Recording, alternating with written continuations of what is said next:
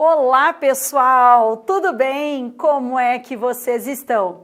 Professora Alessandra Vieira, aqui do Foco Total Concursos, e hoje o nosso objetivo é uma resolução de questões sobre a Lei de Introdução às Normas do Direito Brasileiro, a famosa LINDB, né? Então, nós temos várias questões dessa legislação, vocês vão observar como é que costuma cair em concurso público e vocês vão observar que existe uma certa preferência das bancas por alguns temas dessa legislação. E é isso que nós vamos ver, então, a partir de agora.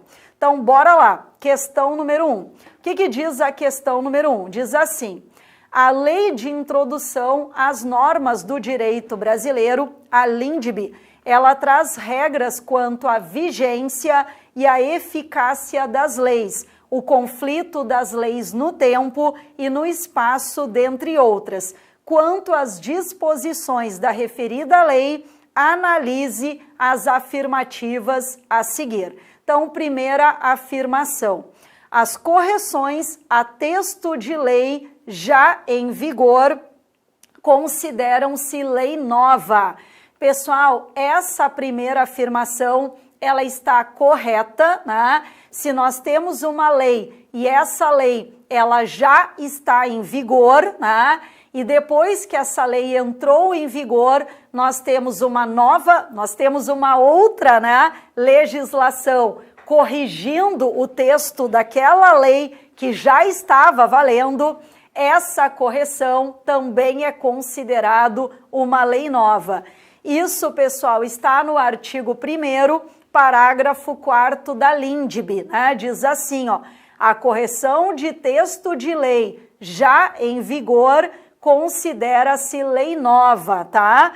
Então, é bem como eu disse a vocês, né? Nós temos uma lei e essa lei, ela já entrou em vigor. E aí, posteriormente, nós temos uma correção desta lei. Aquilo lá que corrigiu a lei que está em vigor é considerado uma lei nova, ok? Então, a primeira afirmação, né, ela está correta. Deixa eu só ver aqui, colocar a canetinha aqui, né?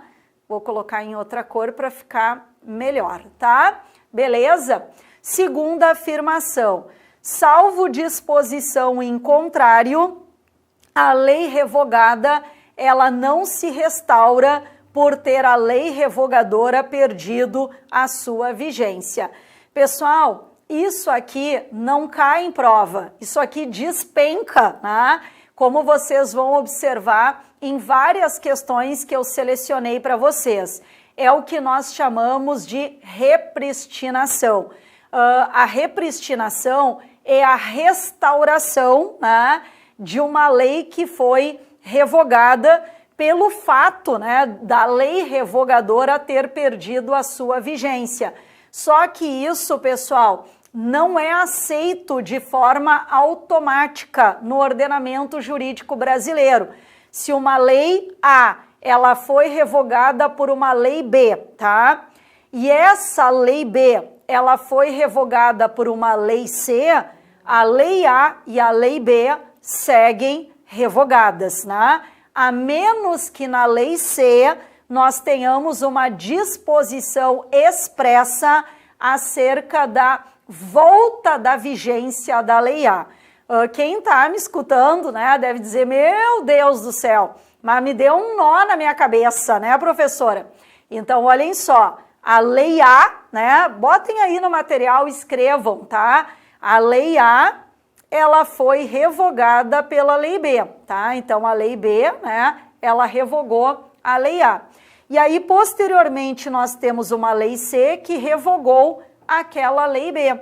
E aí a pergunta é: a lei A, ela volta a ter a sua vigência? A resposta é não, a menos que a lei C, ela disponha sobre a volta desta vigência de uma forma expressa. Tranquilo, pessoal? Então, a segunda afirmação, ela está correta, né? Salvo disposição em contrário, a lei revogada não se restaura por ter a lei revogadora perdido a sua vigência. que é o que nós chamamos de repristinação. Essa restauração daquela primeira lei que foi revogada, ela não é automática, dependerá de uma disposição expressa da Lei C. Beleza? Vamos agora à terceira afirmação. Não se destinando à vigência temporária, a lei terá vigor até que outra lei a modifique ou revogue. Então aqui nós temos a questão, né, do caráter da continuidade das leis, certo? A ideia é que a lei ela seja eterna, né? Uma vez que ela tenha sido criada, que essa lei ela siga valendo, né, por toda a vida, né? Não tendo ali um tempo determinado. Só que nós temos também leis que são temporárias, né? Como é o caso de uma lei orçamentária, por exemplo, a lei do orçamento anual. Então, não se destinando à vigência temporária, a regra é que a lei terá vigor até que uma outra lei venha a modificá-la ou a revogá-la. Então, se nenhuma outra lei modificá-la ou revogá-la, essa lei ela segue tendo a sua vigência ad eternum, certo? Então, essa terceira afirmação, ela está correta também. E a quarta afirmação, ela diz assim: lei posterior revoga a anterior quando expressamente o declare, quando seja com ela incompatível ou quando regule inteiramente a matéria de que tratava a lei anterior. Pessoal, nós temos aqui, né, nessa quarta afirmação, as formas de revogação de uma lei.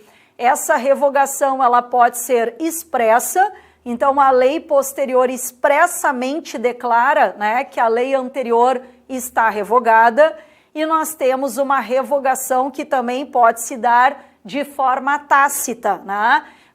Significa dizer, se nós temos uma nova lei, né, que trata do mesmo conteúdo da anterior, mas é incompatível com ela, então a lei mais nova, né, vai revogar a lei mais antiga, certo? Por conta, né, dessa incompatibilidade, certo? Outro exemplo, né, de revogação tácita, uma lei nova regula inteiramente a matéria a qual tratava a lei anterior. Então, o Código de Processo Civil, né, de 2015, tratou inteiramente da matéria a qual tratava o Código Civil de 73. Ou seja, né, é uma revogação, né, que se deu e que não precisa ser expressa, porque a gente não tem como ter duas leis sobre o mesmo assunto, né, tratando exatamente da mesma coisa, né, em vigor, tá? Então, a ideia é, a lei nova, ela pode revogar a anterior, né, de forma expressa, né, dizendo de forma bem clara que a lei mais antiga está revogada, ou essa revogação ela pode ser tácita pela incompatibilidade entre as duas legislações ou pelo fato da lei mais nova ter regulamentado inteiramente a matéria a qual tratava a lei anterior. Então, pessoal, como todas as alternativas elas estão corretas, nós vamos marcar então a letra A como sendo o gabarito, né, da nossa questão, ok? Vamos à questão número 2. A questão número 2, ela diz assim: a Lei X entrou em vigor na data da sua publicação, por força de um dispositivo legal expresso nesse sentido, tá? 45 dias após, a nova lei, que é a Lei Y, sem dispor sobre a sua vigência, alterou determinado artigo da Lei X. O dispositivo que contém essa alteração, ele passa a vigorar. Então, nós voltamos, né, àquilo que nós vimos anteriormente, tá? Se nós temos uma lei, né, que é a Lei X, tá? Essa lei, ela já está em vigor, tá? Então, ela já está valendo. Aí vem uma Lei Y. Opa, o que eu botei ali? Deixa eu apagar isso aqui. Aí vem, né, uma lei, peraí, Aí vem uma lei Y, tá? E essa lei Y, ela altera, né, digamos, algum dispositivo ali da lei X. Então, lei nova, né, que altera, né, disposição nova, que altera uma lei que já está em vigor, isso é considerado nova lei. E ela vai entrar em vigor quando, pessoal? 45 dias após a sua publicação, que é o prazo da vacatio legis, né? Isso está no artigo 1º, né, parágrafo 3º e parágrafo 4º da nossa LINDB, que eu vou ler para vocês, ó. Salvo disposição em contrário, a lei começa a vigorar em todo o país 45 dias depois de oficialmente publicada. E o parágrafo 3º diz: se antes de entrar a lei em vigor ocorrer uma nova publicação do seu texto destinada à correção, o prazo deste artigo e dos parágrafos anteriores começará a correr desta nova publicação. Então, porque a lei ela ainda não estava em vigor, ela ainda estava no período da vacatio legis, né? Que não é o caso da questão número 2, tá? Aí vem o parágrafo 4º, né, da nossa LINDB, né, do artigo 1º. Correções a texto de lei já em vigor consideram-se lei nova. E quando é que essa lei nova ela passa a vigorar? Regra geral, 45 dias após a sua publicação, tá? Então a resposta é a letra B, que é a regra geral, né, o prazo geral da vacatio legis. Essa lei Y, que alterou ali um dispositivo da lei X, começará a vigorar 45 dias após a sua publicação. Beleza? Então, questão número 2, marquem aí o gabarito, é a letra B. Vamos à questão número 3. A questão número 3, ela diz assim: Pedro ajuizou uma ação em face de João e saiu vitorioso, né? Sendo-lhe atribuído certo bem. Anos depois, quando já não era mais cabível qualquer recurso, ação ou impugnação contra a decisão do Poder Judiciário, foi editada uma lei cuja aplicação faria com que o bem fosse atribuído a João. À luz da sistemática constitucional, o referido bem deve, né? Aqui fala em sistemática constitucional, mas essa questão é uma questão que versa sobre um conteúdo da LINDB, né? Pessoal, o que diz o artigo 6º, parágrafo 3º da LINDB, né? A lei em vigor terá efeito imediato e geral, respeitado o ato jurídico perfeito, o direito adquirido, bem como a coisa julgada. Então, nós temos aqui a questão da coisa julgada, né? A gente sempre tem que lembrar que nós não podemos ter uma alteração, né, que venha, por exemplo, uma alteração legislativa, ela não pode vir a prejudicar a segurança jurídica. Segurança essa que foi atingida, né, por meio do direito adquirido, do ato jurídico perfeito e também da coisa julgada, ok? O que seria, né, pessoal, a coisa julgada? Todos vocês sabem, né, mas não custa a gente relembrar. A coisa julgada é aquela sentença judicial da qual não cabe mais qualquer tipo de recurso.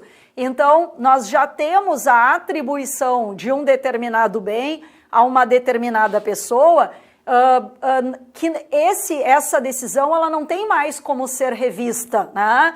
Porque todas as instâncias do Poder Judiciário, elas já foram esgotadas. Não cabe mais recurso dessa decisão. E aí, pessoal, isso afetaria, se a gente pudesse alterar aquilo que a Justiça decidiu, né, com o trânsito em julgado da sentença, se pudesse isso ser alterado no futuro por conta de uma nova lei, é óbvio que isso prejudicaria a questão da segurança jurídica, certo?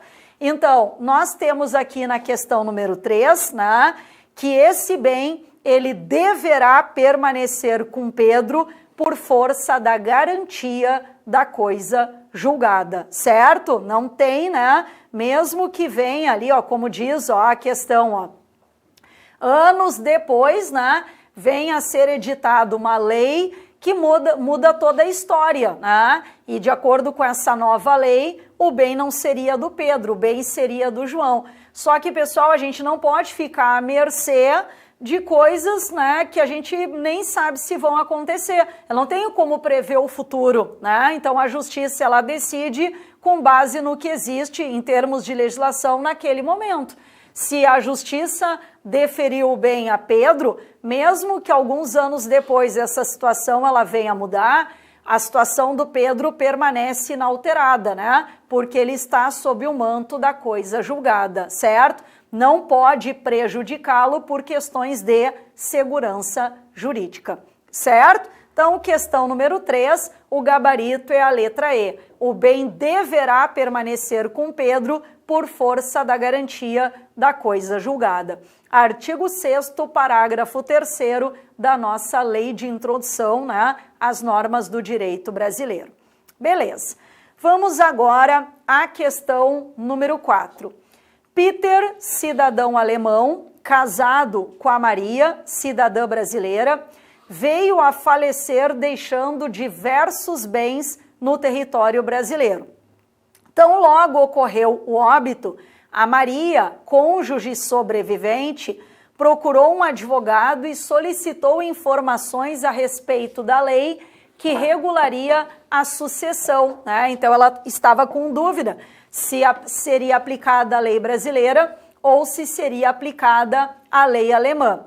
À luz da sistemática constitucional, o advogado deve responder que a sucessão será regulada. Mais uma questão, tá, pessoal, que fala ali à luz da sistemática constitucional, mas é uma questão da Lindbe, né? É que a gente encontra a mesma solução tanto na Constituição Federal quanto na nossa lei de introdução. E a pergunta é, o que nós temos na Constituição Federal? Né? O artigo 5º, pessoal, inciso 31, diz assim: a sucessão de bens de estrangeiros situados no país será regulada pela lei brasileira, em benefício do cônjuge ou dos filhos brasileiros, sempre que não lhe seja mais favorável a lei pessoal do decujus, né? E a mesma coisa a gente encontra no artigo 10, parágrafo 1º da Lindbe. A mesma coisa, a sucessão de bens de estrangeiros situados no país será regulada pela lei brasileira em benefício do cônjuge ou dos filhos brasileiros, ou de quem os represente, sempre que não lhe seja mais favorável a lei pessoal do decujus, que é o que nós temos então, né, na letra A. Toda essa questão sucessória do Peter, né, dos bens que estão aqui no Brasil, serão regidos pela lei brasileira em benefício da sua esposa Maria, a menos que a lei alemã ela seja mais favorável para o cônjuge brasileiro ou para os filhos que a pessoa tem aqui no Brasil, tá? Então, a resposta é a letra A. Aí a letra B diz que necessariamente teria que ser a lei brasileira. Não, né? Poderia ser a lei alemã, se a lei alemã ela fosse mais favorável para Maria, tá?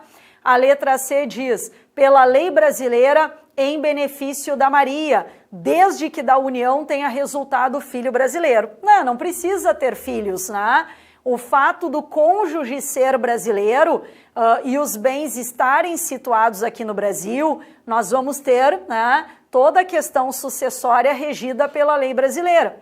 Mas a gente tem a possibilidade de ser aplicada a lei alemã se a lei alemã fosse mais favorável ao cônjuge brasileiro, ok? Que mais? A letra D diz que necessariamente teria que ser a lei alemã. Não, né? E a letra E, pela lei alemã, em benefício da Maria, desde que da união tenha resultado filho alemão. Não, só seria a lei alemã se a lei alemã, comparada com a lei brasileira, fosse mais favorável, né, a Maria do que a própria lei do seu país, certo? Então, questão número 4, né? A resposta está artigo 10, parágrafo 1º da LINDB e, portanto, o gabarito é a nossa letra A. Beleza. Vamos agora à questão número 5. A questão número 5, ela diz assim, ó, suponha-se que uma lei municipal número 1 de 2018, ela tenha sido publicada em 2 de maio de 2018, não constando dela nenhuma disposição acerca do início da sua vigência. É importante a gente lembrar que quando a lei ela não diz, né, quando é que ela começa a vigorar, nós vamos aplicar a regra geral, que é o prazo de 45 dias, né, o prazo da vacatio legis, certo? Então a gente aplica a regra geral. Mas a própria lei, ela pode ter, né, no seu contexto, no seu bojo, né, como a gente costuma dizer, ela pode ter o prazo da sua vacatio legis, prazo esse que pode ser em dias, que pode ser em meses e que pode ser inclusive em anos, tá? Se a lei, ela silencia a respeito do início da sua vigência, aí nós vamos aplicar a regra geral, que é o prazo de 45 dias. Beleza. No dia 23 de maio de 2018, ocorre, no dia 23 de maio de 2018, ocorre nova publicação do texto dessa lei. Então, o que acontece, tá? A lei, pessoal, ela estava dentro do prazo da vacatio legis e aí vem uma alteração.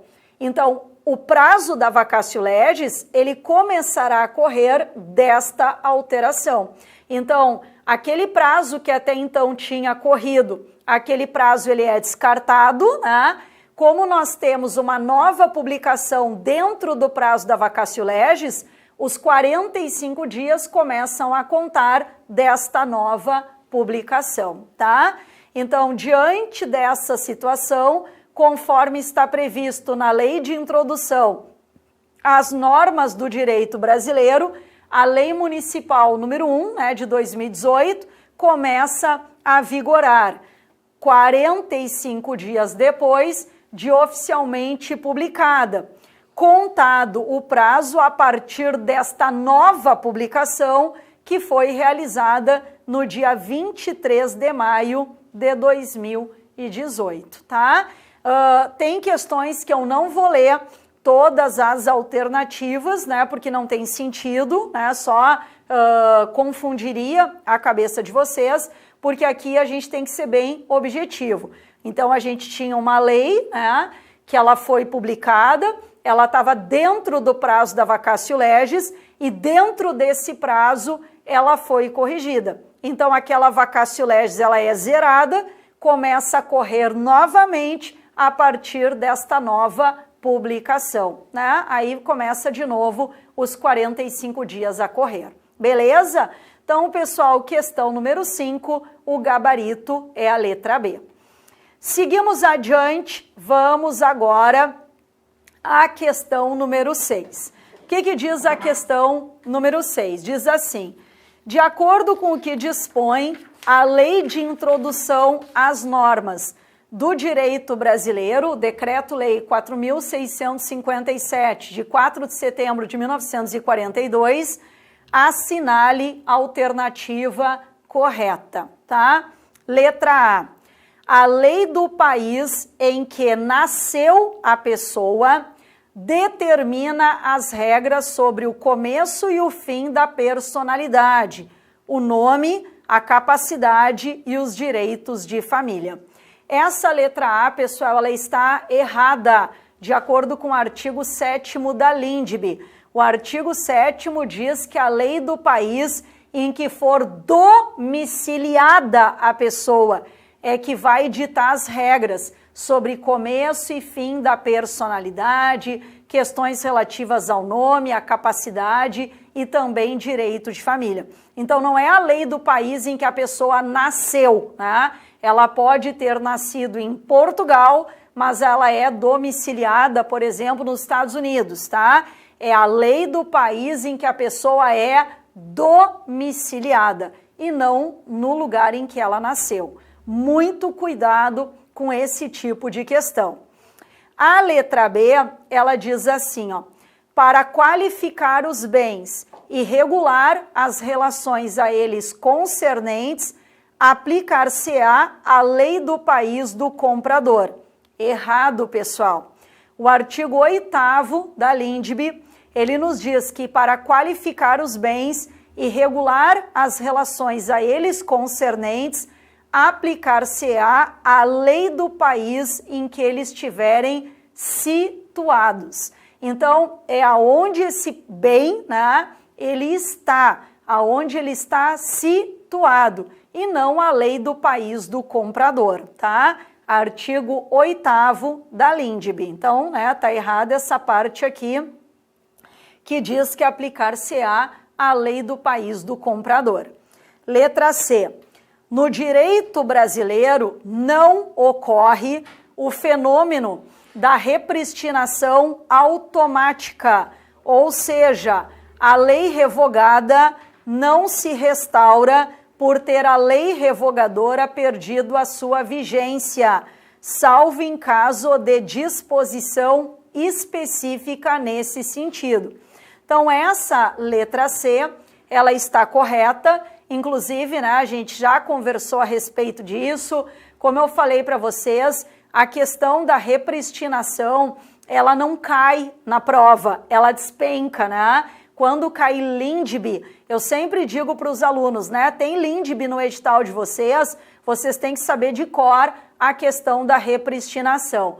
Repristinação é restauração, né? Então seria a possibilidade de uma lei que foi revogada voltar a ter a sua vigência por conta da lei que a revogou também ter sido revogada, né? Só que no Brasil nós não temos a repristinação automática, né? Para que aquela lei que foi revogada, ela volte a ter a sua vigência, a lei que revogou, a lei revogadora, ela tem que ser expressa nesse sentido, tá? Isso está no artigo 2º, parágrafo 3º da LINDB, ok?